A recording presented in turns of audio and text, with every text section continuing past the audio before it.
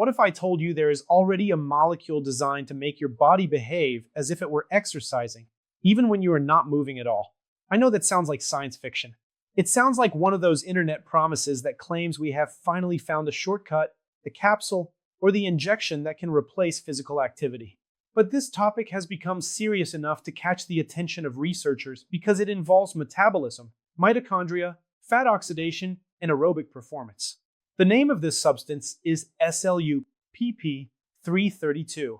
And today I want to explain, in a simple way, what it is, why it gained attention, what animal studies have shown so far, and most importantly, why you need to be very careful before thinking this could become some kind of magic solution for fat loss, energy, or performance.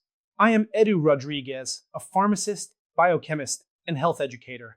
One of the things I always try to do here is take a subject that sounds highly technical and bring it down to real life. Because whenever something new like this appears, many people immediately start thinking about buying it, trying it, or talking about it as if it were the future of health. But the distance between a promising lab idea and a safe treatment for human beings is enormous. So let's go step by step. First, you need to understand why this molecule attracted so much attention. Our body responds to physical activity in many different ways. When you do regular aerobic exercise, several adaptations begin to happen. Muscles become better at using energy. The body becomes more efficient at using fat as fuel. Endurance improves. And the mitochondria become more active. And what are mitochondria? I like to explain it in a very simple way. Mitochondria are like tiny energy plants inside your cells. The better they work, the better your body can produce energy efficiently. That matters for your muscles, your metabolism, and even your overall sense of vitality. What SLU-PP-332 seems to do is activate some biological pathways related to that exercise response.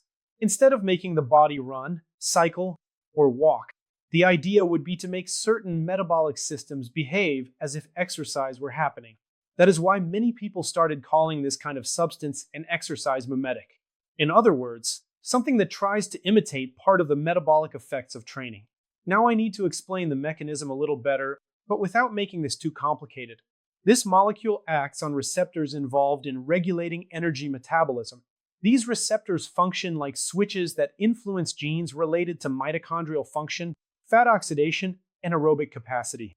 Translated into simpler language, SLU-PP-332 appears to tell the muscle something like this: behave in a more efficient way when it comes to energy use.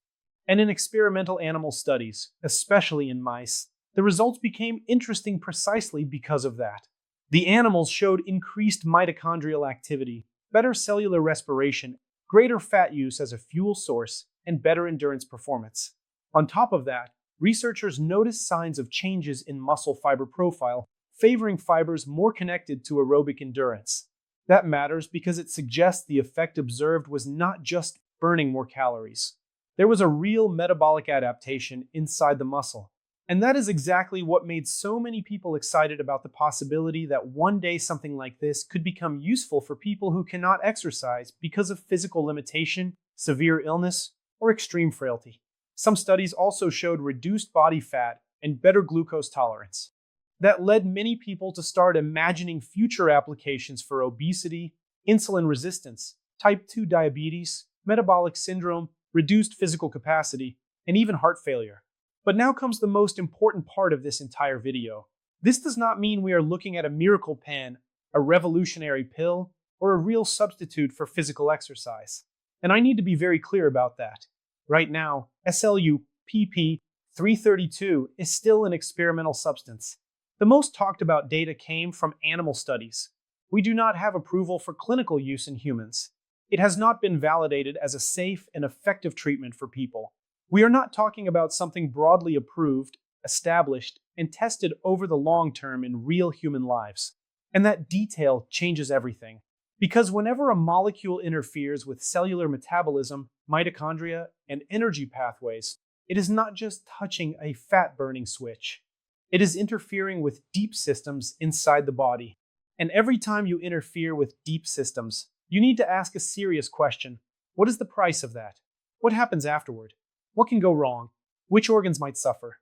Will the body adapt in a healthy way, or will it pay that price somewhere else?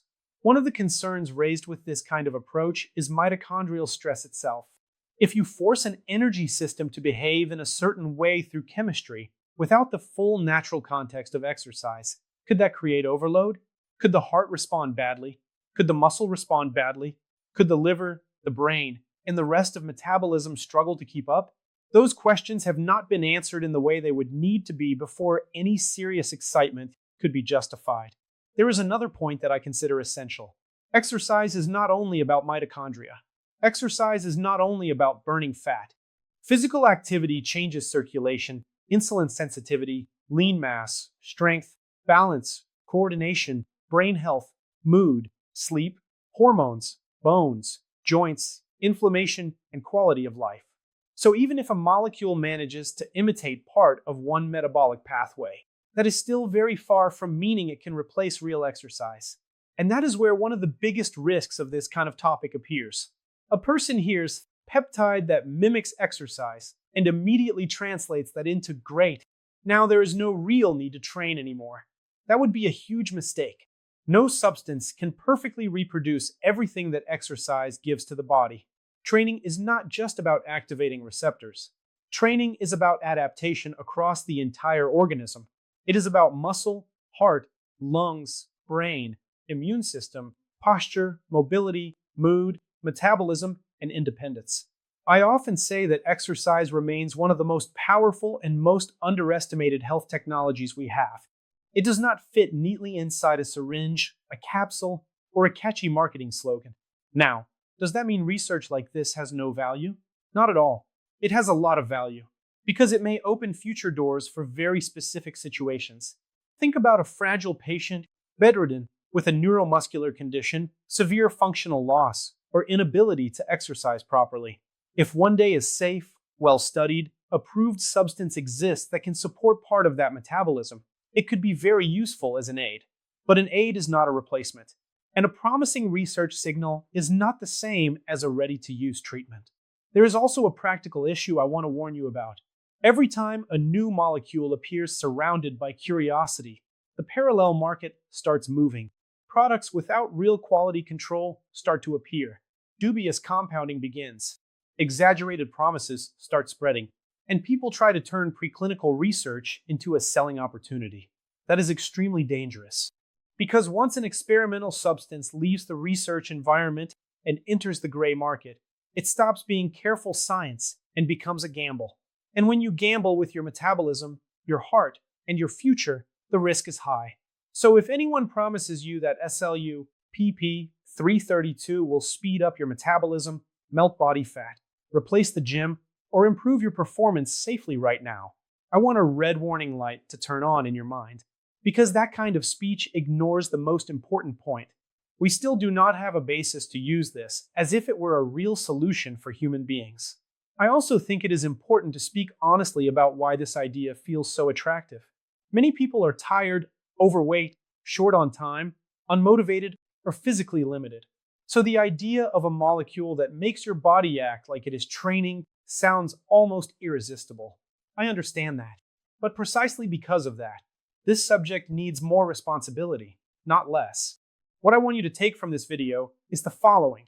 SLU-PP-332 is an experimental molecule that gained attention because it activates metabolic pathways related to exercise in animal studies.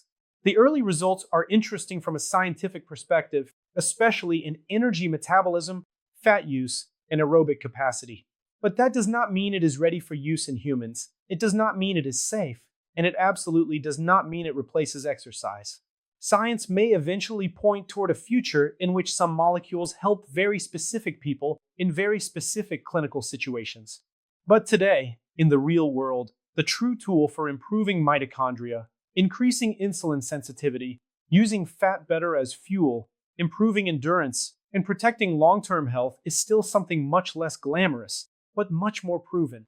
Regular physical activity, good sleep, proper nutrition, and consistency.